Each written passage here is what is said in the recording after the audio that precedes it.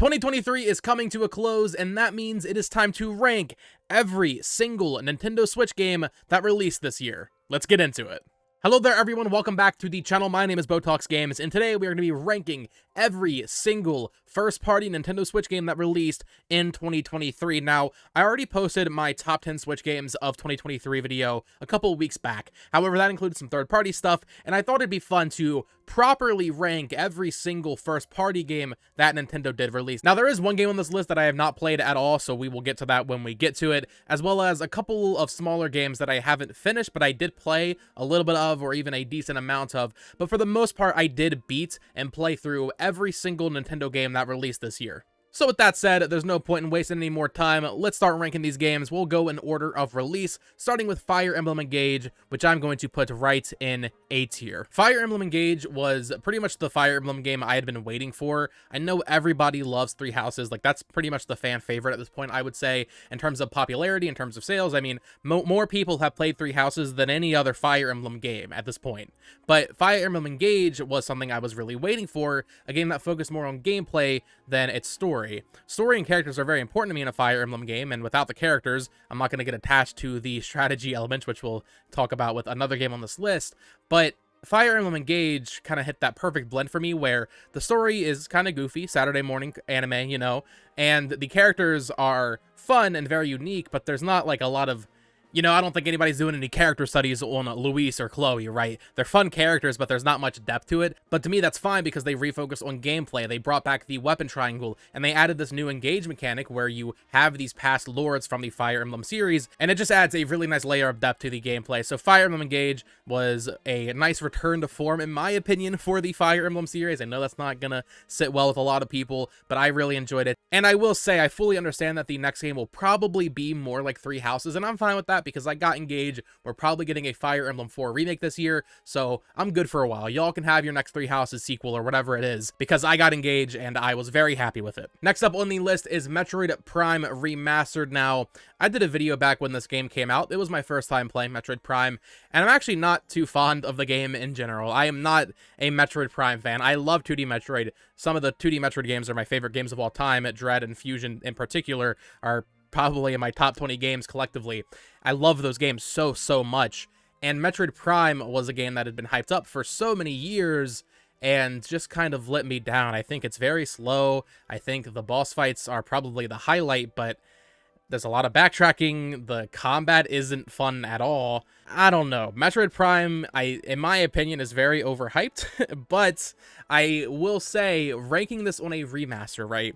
This is not an original product from Nintendo. Ranking it on a remaster scale, however, Retro did a fantastic job with this remaster. I mean, in terms of visuals, this is the best looking Nintendo game, and really just the most technically impressive Nintendo game. Like, you watch these comparison videos going over the GameCube graphics versus the Switch graphics for Metroid Prime, and it's the fact that it's called a remaster is a disservice to what Retro did for Metroid Prime. So while I don't love the game very much, I have to applaud Retro for doing just an absolute bang-up job in terms of remastering, or really just remaking Metroid Prime for the Switch, because it is just a technical marvel that this game is running so well on Nintendo Switch hardware from 2017. So if I were ranking it purely just based on its remaster aspects, it would be A tier. However, because I don't like Metroid Prime that much, I'm going to put it in B tier, kind of balancing out my opinion of the actual game itself and my opinion of the remake quality. Next up, we have Kirby's Return to Dreamland Deluxe. This is another remake from Nintendo in 2023, released just a few weeks after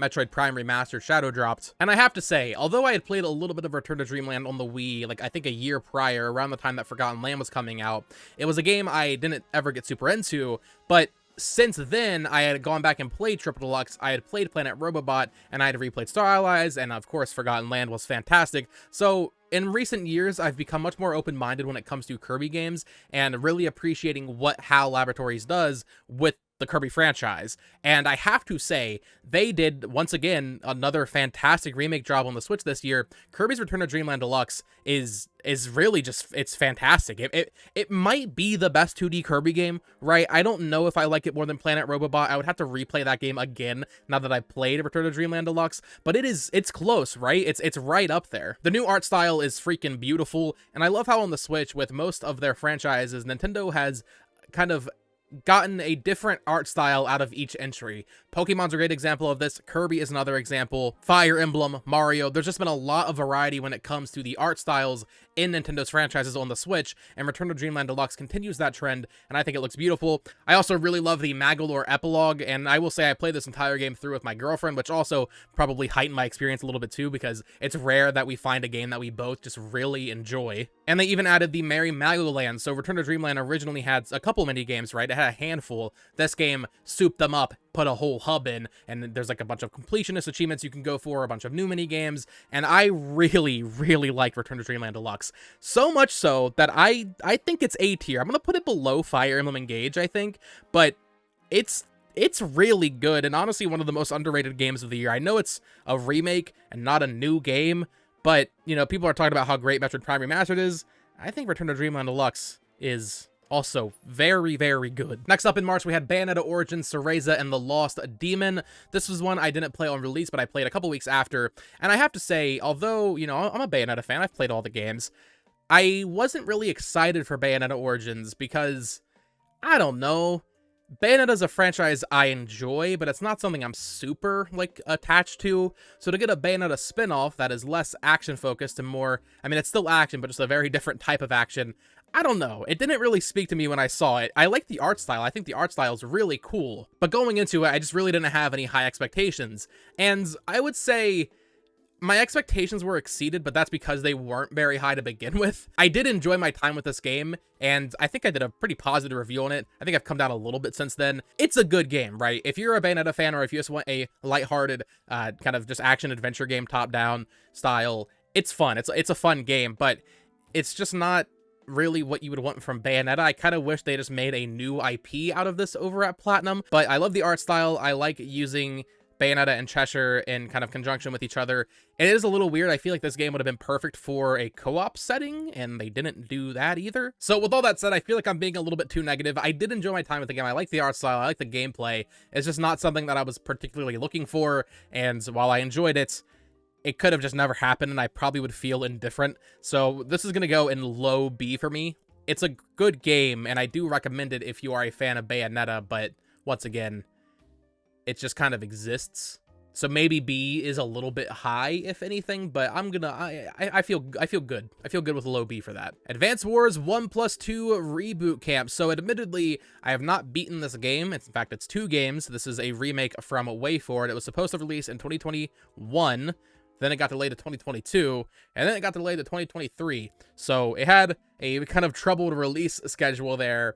I learned this year that without any character or story, I don't really like tactical RPGs that much. So while I will fully admit that Fire Emblem Engage has a worse story and worse characters overall than Three Houses, it still has enough to keep me going and get me attached enough to really invest myself in the gameplay.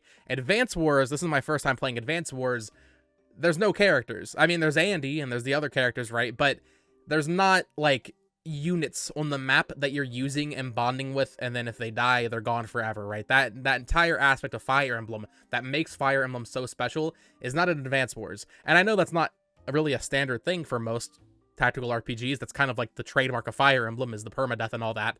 But Advance Wars 1+2 Reboot Camp is a game that I tried to get into and I just couldn't. I also think in terms of a remake, while the art style is fine, I feel like they could have done more.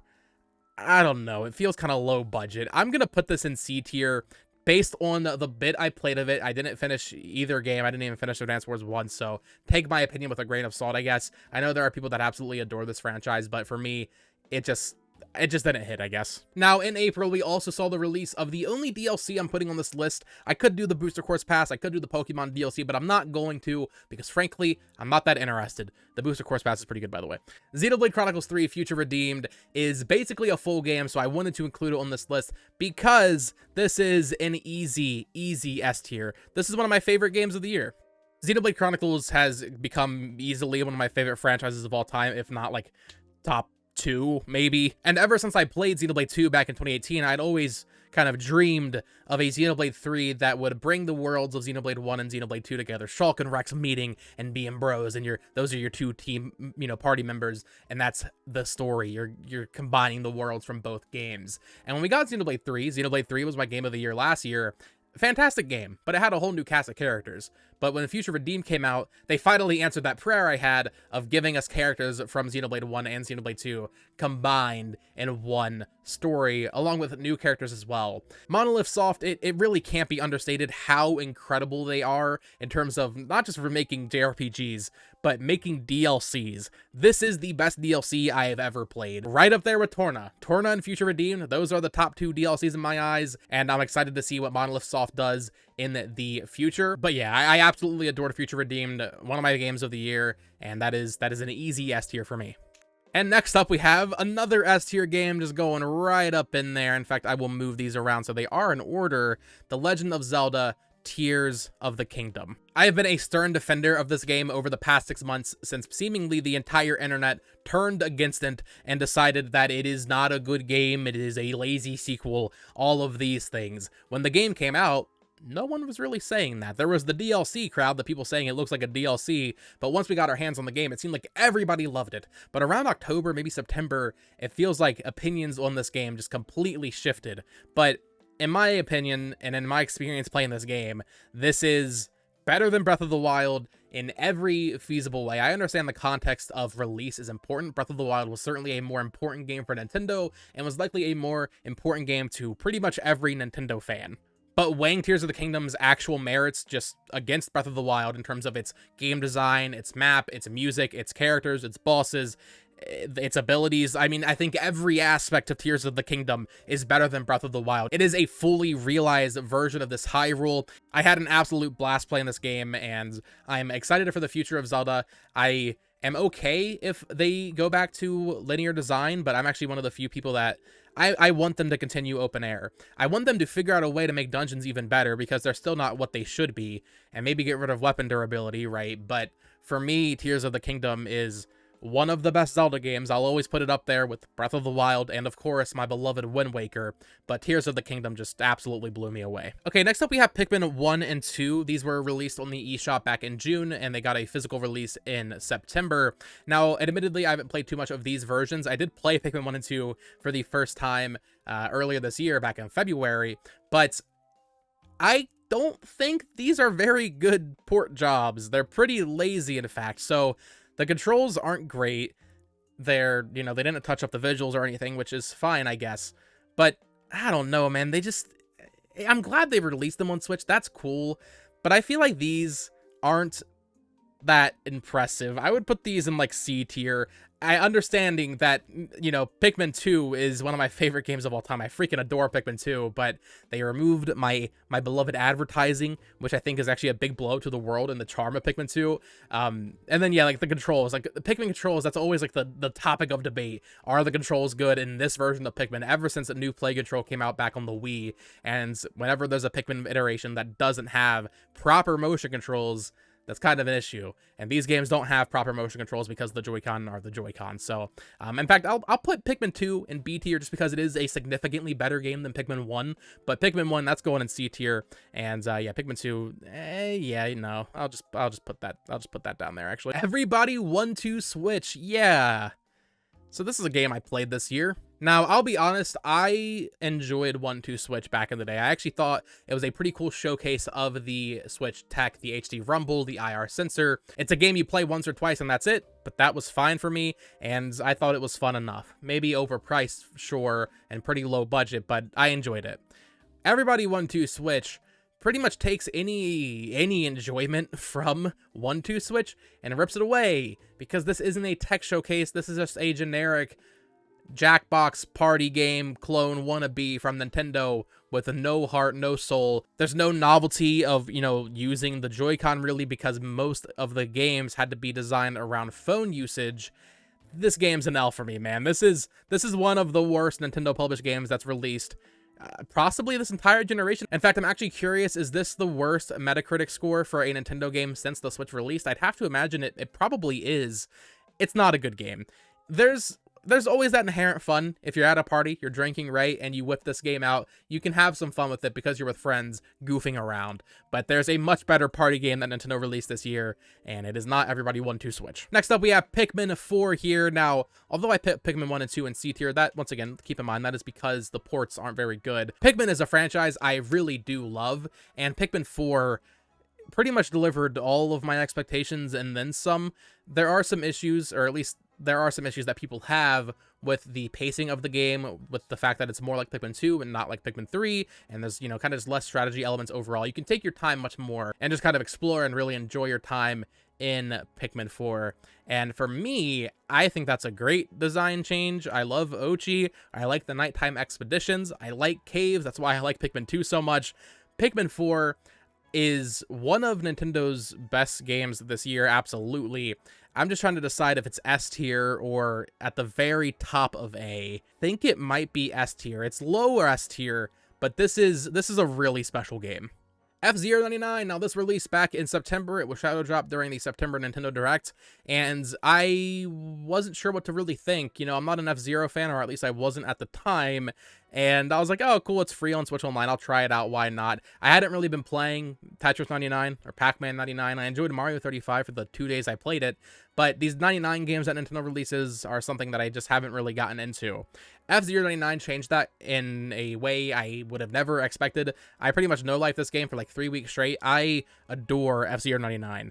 I think, I'm not going to rank it the highest here. It's not going to be S rank, I don't think, but I think low A next to Kirby's Return to Dreamland. In fact, maybe even above it. I think I'll leave it there for now, though. FZero 99 is a game that I think is so important for Nintendo to release at this point in the Switch's life cycle. F-Zero is a franchise that people want to come back, right? There's that vocal minority of fans that want F-Zero to come back. Well, this might not be the game you wanted, but this is the game that Nintendo needed to release to gauge interest. In terms of a mass appeal F-Zero game, this is probably pretty much as high as the ceiling can get. It's a free game. It is a battle royale online focused game. It's pretty much hitting all these ticks of what would make a mainstream popular hit from F-Zero as a franchise. So internally, if they look at those numbers and they were happy with it, this is how we get a new proper F-Zero game that has single player modes and of course online added.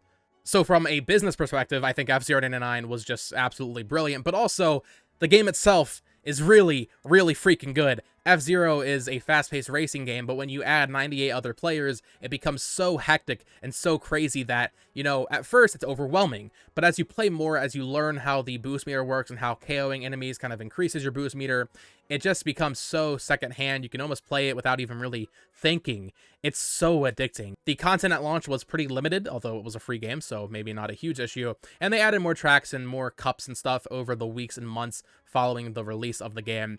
And while the player base has pretty much dried up in most instances, I still really, really enjoyed my time with F-Zero 99, and that is a sleeper hit for 2023, so that is going in A tier. Detective Pikachu Returns. Now, this is actually a game I have not played at all, so I'm not going to properly rate it. However, based on the Metacritic score, and based on every trailer for this game that they released pre-release, I mean, I would have to imagine this would be a D tier. This game looks like just absolute garbage. But hey, that's just my opinion from watching trailers and hearing opinions from other people.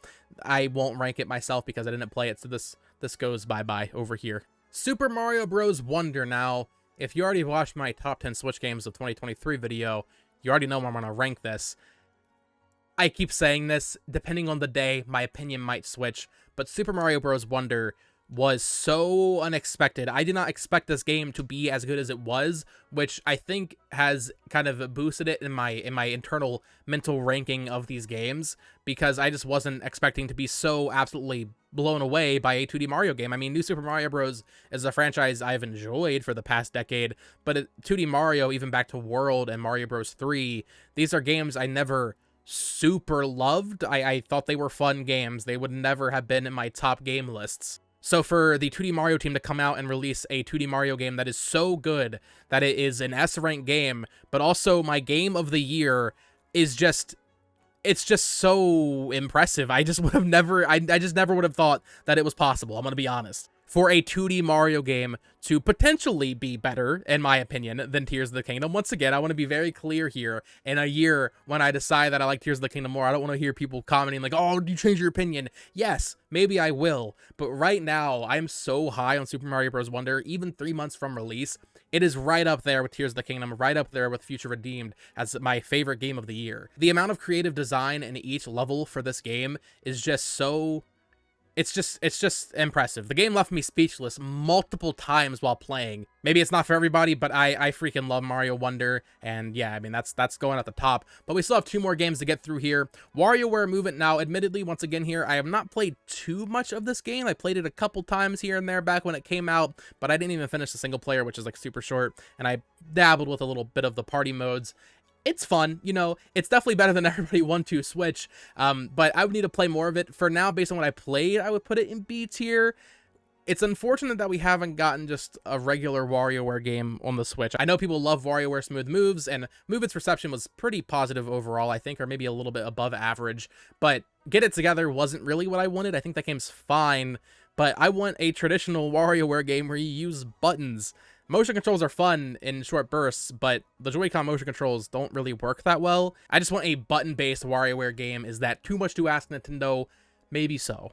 In fact, now that I think about it more, I think I'm actually going to put this down to C tier. Maybe once I play it more, it'll get a little bit of a boost, or maybe it'll fall even more, but it's fine. It is a serviceable motion-based WarioWare game. And finally, to end the year off, Nintendo released Super Mario RPG. This is a remake, so weighing it on the qualities as a remake, but also this was my first time playing the game. I loved Mario RPG. For years, I've heard Paper Mario fans complaining that Paper Mario has been not good and they took all the character out. And as someone who played Thousand Year Door as a kid, you know, I was fine. I was fine with Sticker Star. I'm going to say it. I didn't mind that game that much back when I was a kid. I haven't replayed it since, but at the time, I thought it was a fun game. And then Color Splash, the writing in that game is great, and then Origami King is a pretty decent follow-up to Color Splash as well. But after playing Mario RPG, I finally learned, and I finally understand, and I apologize for ever speaking out against Paper Mario fans in the past, because I get it now. A Mario RPG is so clearly at its best when they are allowed to be creative and free and open and wacky and crazy with every aspect of the game. The story, the characters, the design of the world, the gameplay. I mean, the gameplay in this isn't anything necessarily to write home about. It's a pretty basic turn-based RPG, but the characters, especially from Square Enix, Mallow and Geno. Mallow specifically is so good. Mario RPG is a very special game to me now. I really like this game. I also really like that it's 10 hours long. Maybe that's not a bullet point that most people would want to hear, but I like this is a 10-hour RPG that you can get through in a weekend and you're done with it, but you know, it's just the quality that counts in those 10 hours, and I think they did a fantastic job packing this game full of that. So for me, this is going at the top of A tier, above Fire Emblem, above FZero 99, and above Kirby's Return to Dreamland. Also, just in case I get any comments about it, I didn't include Kirby's Return to Dreamland Deluxe because I was being weird and I was like, oh, remakes don't count, even though I counted Mario RPG. I don't know, I was being stupid when I made that video. So that is going to do it for this ranking list. We made a perfect F, or I guess it would need one more tier and another game down there to really be an F. Also, there's at the top of the F. Anyway, let me know your thoughts down in the comments below. I know I'm probably going to make some people angry with my Metroid Prime ranking, but it is what it is. And yeah, definitely let me know what your ranking would be of the Switch games that you played this year, or if you played every first-party game like I almost did, let me know your ranking of every Nintendo game that released in 2023. I would love to get a conversation going down in the comments below. Of course, subscribe here for more Nintendo Switch reviews, news, coverage, all of that stuff, and follow me on Twitter at BoTalksGames, and join the Discord that is linked down in the description as well. Until next time, folks, peace!